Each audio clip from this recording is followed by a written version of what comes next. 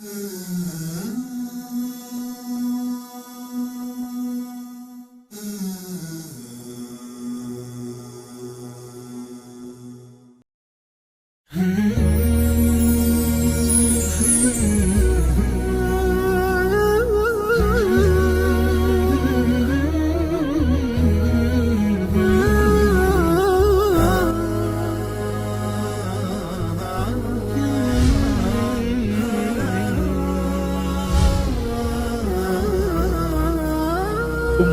TV, cahaya umat dan bangsa.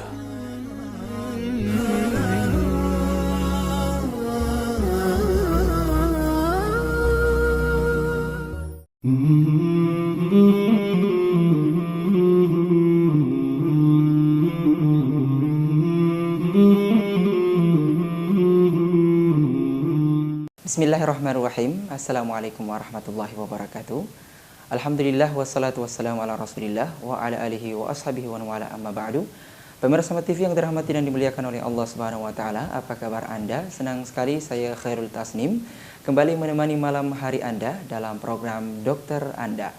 Selama kurang lebih 1 jam kebersamaan kita di malam hari ini dan akan tuntas insyaallah taala di pukul 21 waktu Indonesia bagian barat. Pemirsa TV yang dirahmati dan dimuliakan oleh Allah Subhanahu wa taala, dan di malam hari ini kita akan mengangkat sebuah tema yang sangat menarik dan masih kelanjutan dari tema yang telah kita angkat pada pekan-pekan sebelumnya, yaitu aspek kesehatan dalam ibadah salat bagian 2. Dan telah hadir bersama kami di sini alhamdulillah dokter kita, Dr. Ihsan Jaya hafizahullah taala. Kita akan menyapa terlebih dahulu. Assalamualaikum, Dok. Waalaikumsalam warahmatullahi wabarakatuh. Bagaimana kabarnya? Alhamdulillah. Alhamdulillah. Baik. Pemirsa TV yang dirahmati dan dimuliakan oleh Allah Subhanahu wa taala, sebagaimana telah kita jelaskan sebelumnya, bahwasanya ternyata di dalam gerakan-gerakan salat kita itu terdapat manfaat yang begitu banyak, terkhusus dalam masalah kesehatan ini. Nah, kalau pekan sebelumnya kita telah menjelaskan tentang manfaat rukuk doa ya. Rukuk ketika seorang salat ruku, ternyata di situ ada faedah yang begitu besar. Insya Allah pada kesempatan ini kita akan menjelaskan lebih banyak lagi, dan mungkin bisa dimulai dari ketika dia berwudu. Ternyata di situ manfaat-manfaat apa saja yang bisa kita dapatkan ketika berwudu dan gerakan-gerakan salat yang lainnya. Baik, tanpa perpanjang lagi kita akan langsung persilakan dokter kita. Tafadhol. Ya, terima kasih. Assalamualaikum warahmatullahi wabarakatuh. Alhamdulillahirabbil alamin. Assalatu wassalamu ala rasulillah wa ala alihi wa sahbihi wa man wala. Bapak dan Ibu hadirin yang sama berbahagia, alhamdulillah pada kesempatan ini kita akan kembali sedikit berbicara mengenai aspek kesehatan di dalam ibadah sholat. Pada kesempatan yang sebelumnya telah kita sampaikan salah satu aspek kesehatan di dalam sholat, yaitu dalam gerakan ruku ya. Telah kita sampaikan pada kesempatan sebelumnya bahwa gerakan ruku ini merupakan gerakan yang akan memberikan kelonggaran ya pada barisan tulang punggung manusia, sehingga pertama akan mencegah seseorang dari risiko bungkuk ya pada usia lanjut, jadi lebih memperkecil risiko untuk terjadinya bungkuk. Kemudian yang kedua, jika dilaksanakan dengan baik dan benar sesuai dengan tuntunan Nabi Sallallahu Alaihi Wasallam, maka gerakan ruku ini akan mencegah gangguan kesehatan yang bisa disebabkan karena terjepitnya serabut-serabut saraf yang keluar dari pinggiran-pinggiran sepanjang tulang belakang manusia. Hadirin yang berbahagia, pada kesempatan ini kita akan mulai berbicara tentang wudhu ya, yang merupakan syarat sah dari sholat. Sebagaimana kita ketahui bahwa perintah wudhu ini disebutkan di dalam Al-Quran, kemudian dijelaskan oleh Rasulullah SAW sebagaimana dipraktekkan oleh sahabat-sahabat Nabi ya, dan mereka jelaskan bagaimana praktek wudhu dari Rasulullah SAW. Kalau kita perhatikan sejenak ya, rupanya anggota-anggota wudhu itu adalah merupakan bagian-bagian tubuh yang paling banyak terpapar ya dengan lingkungan luar.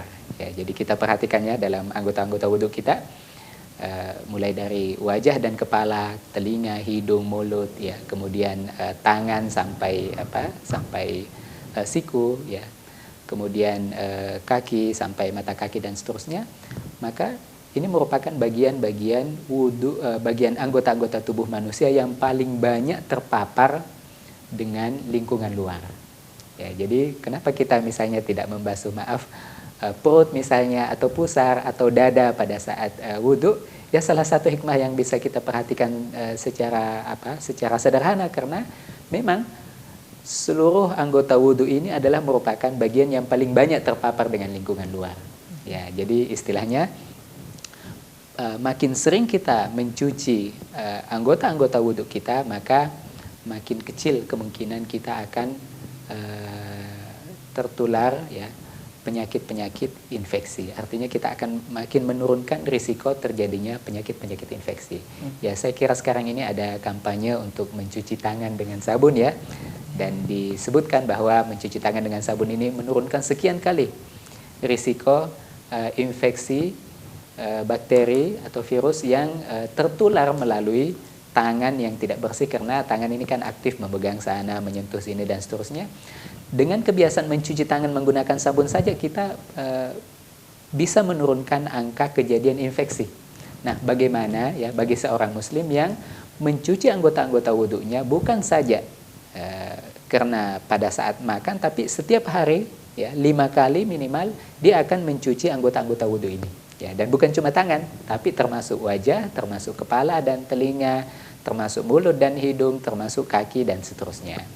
Ya, jadi ini yang pertama. Kemudian yang kedua, masih terkait yang pertama, misalnya hidung ya, kita istinthar ya, istinsyaq dan istinthar, memasukkan air ke hidung kemudian mengeluarkan.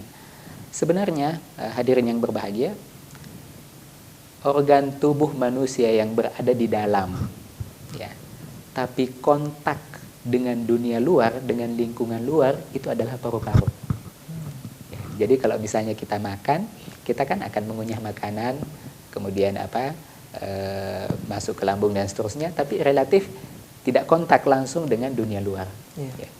Tapi yang terjadi kontak langsung dengan dunia luar itu justru paru-paru. Karena ketika kita menghirup udara itu akan langsung masuk ke paru-paru manusia ya, melalui bronkus, bronkiolus, alveoli dan seterusnya, tempat pertukaran gas antara oksigen dengan karbon dioksida. Tapi pada prinsipnya yang ingin kita tekankan di sini bahwa paru-paru itu merupakan organ dalam, tapi dia kontak langsung dengan dunia luar, ya, karena udara itu langsung masuk. Nah, bisa dikatakan bahwa satu-satunya organ, ya, jaringan tubuh manusia yang menyaring udara yang masuk ke dalam paru-paru manusia adalah organ hidung ini. Ya, oleh karena itulah hadirin yang berbahagia, Allah Subhanahu wa taala menganugerahkan kepada kita ya, mulai bulu-bulu hidung, kemudian lendir ya, kemudian kotoran hidung dan seterusnya, yang memang berfungsi untuk menyaring ya udara yang akan sampai ke dalam paru-paru manusia.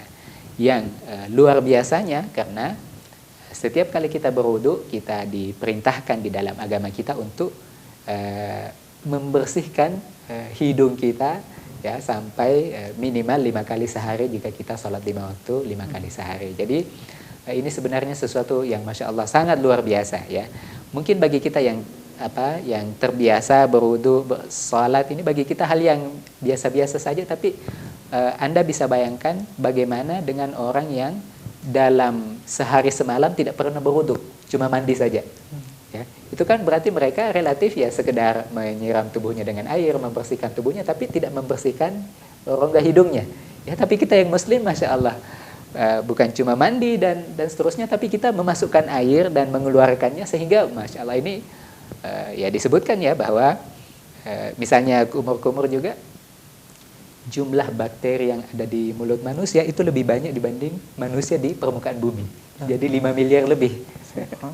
Jadi Anda bisa bayangkan kalau seorang Muslim berwudu 5 kali sehari, maka masya Allah sangat sangat luar biasa manfaat kesehatan yang akan diperoleh seorang Muslim dari pelaksanaan wudu yang merupakan syarat sah dari ibadah sholat yang kita lakukan 5 kali, 5 waktu setiap sehari semalam. Jadi demikian juga tentu saja ya, kita yang mungkin keluar di jalanan, bekerja di lingkungan luar yang berhadapan dengan debu, dengan kotoran yang ada di udara, maka kita membersihkan hidung kita berkali-kali ya. Dan ini tentu saja masya Allah ya, alhamdulillah merupakan karunia yang Allah Subhanahu wa taala anugerahkan kepada kita yang patut kita syukuri. Hadirin yang berbahagia,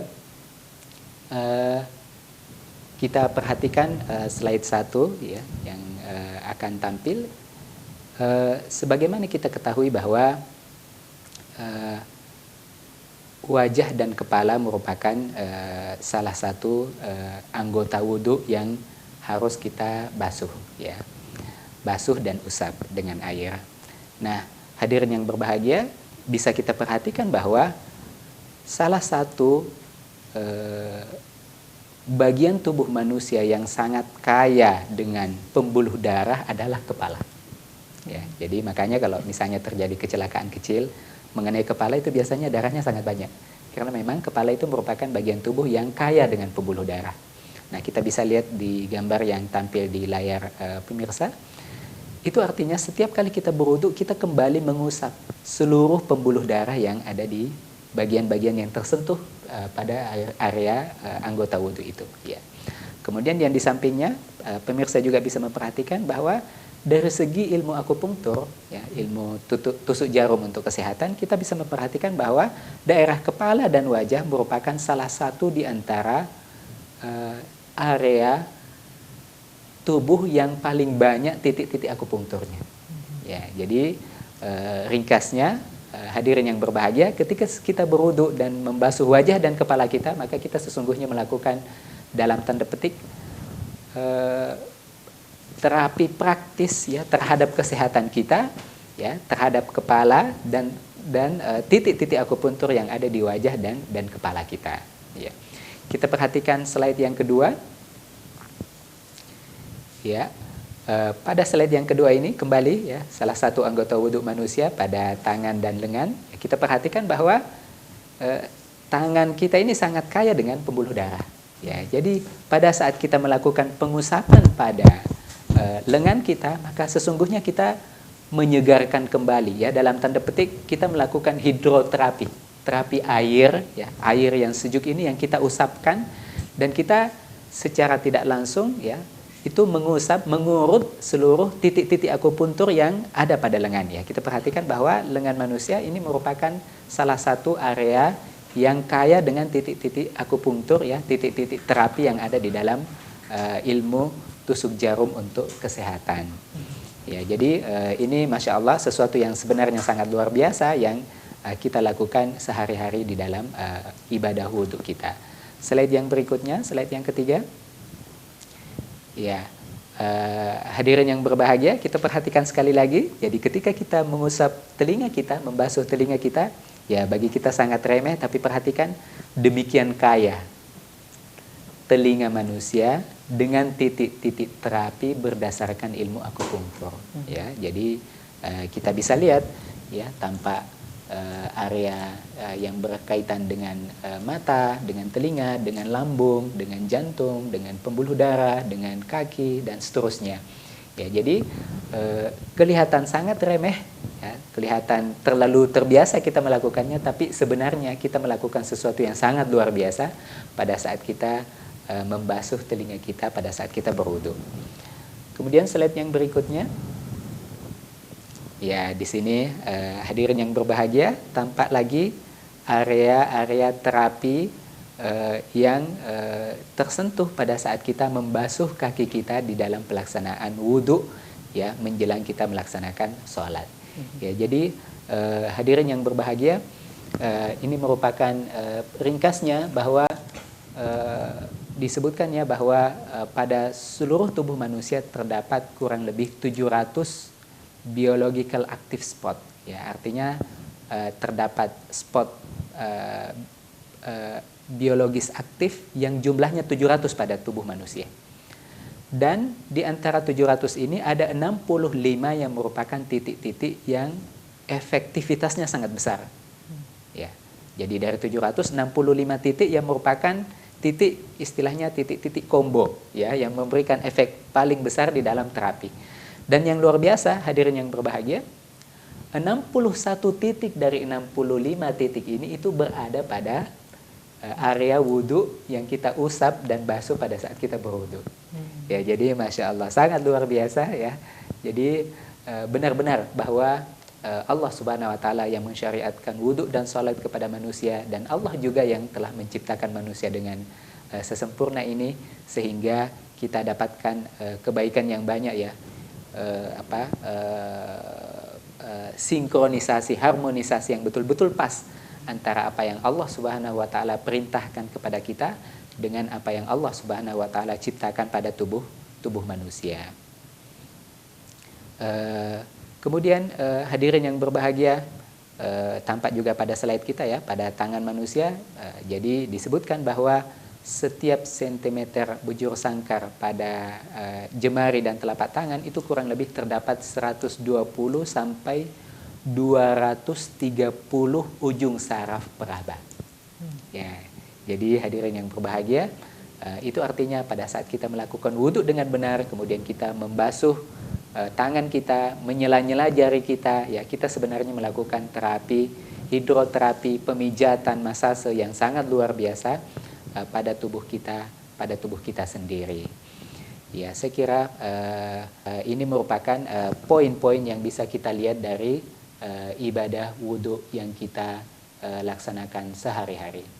Kemudian hadirin yang berbahagia, poin yang terakhir yang kita mungkin sempat sampaikan pada kesempatan ini, kita perhatikan slide yang berikutnya, yang kelima ya.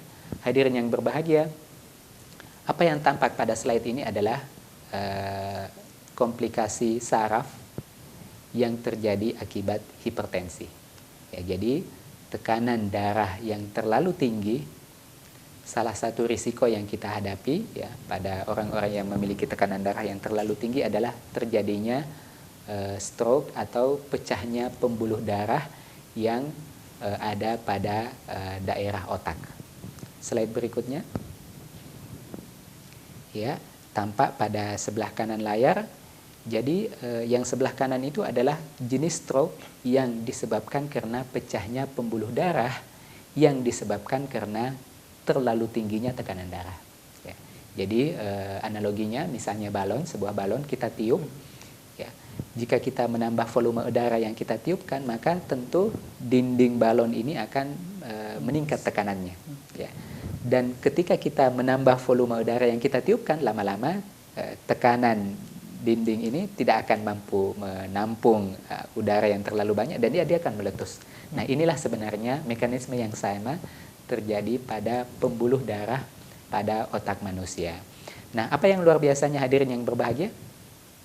Pada saat seseorang melaksanakan ibadah sholat, dia rukuk dan sujud, maka sebenarnya pada saat itu kita sedang mengadaptasikan, melatih pembuluh darah pada otak kita agar dia bisa lentur, elastis ketika menghadapi perubahan tekanan darah yang relatif ekstrim. Ya, simpulannya bahwa dengan melaksanakan sholat yang khusyuk sesuai dengan tuntunan Nabi SAW yang tenang, yang kita lakukan dengan teratur dan tertib, maka ini akan memperkecil risiko terjadinya pecahnya pembuluh darah otak, memperkecil risiko terjadinya stroke karena pecahnya pembuluh darah pada otak manusia. Wallahu ta'ala alam. Iya, baik. Pemirsa TV yang dirahmati dan dimuliakan oleh Allah Subhanahu wa Ta'ala, sangat menarik dari penjelasan dokter kita di malam hari ini tentang aspek kesehatan dalam ibadah sholat, dan ini lebih kepada muqaddimah sholat ya, sebelum sholat ya, dia adalah wudhu ya, telah jelaskan tadi faedah yang sangat luar biasa yang bisa kita dapatkan ketika kita berwudu, mulai dari mencuci tangan sampai dengan mencuci atau membasuh anggota-anggota wudu yang lainnya. Baiklah pemirsa Mat TV yang dirahmati dan dimuliakan oleh Allah Subhanahu wa taala, kami akan kembali, dan untuk Anda yang ingin berdiskusi dan berdialog dengan dokter kita di malam hari ini, baik melalui telepon ataupun SMS, Anda bisa mengirimkannya di 0828835678. Jangan kemana-mana, tetaplah bersama kami dalam program Dokter Anda. Kami akan kembali setelah yang berikut ini.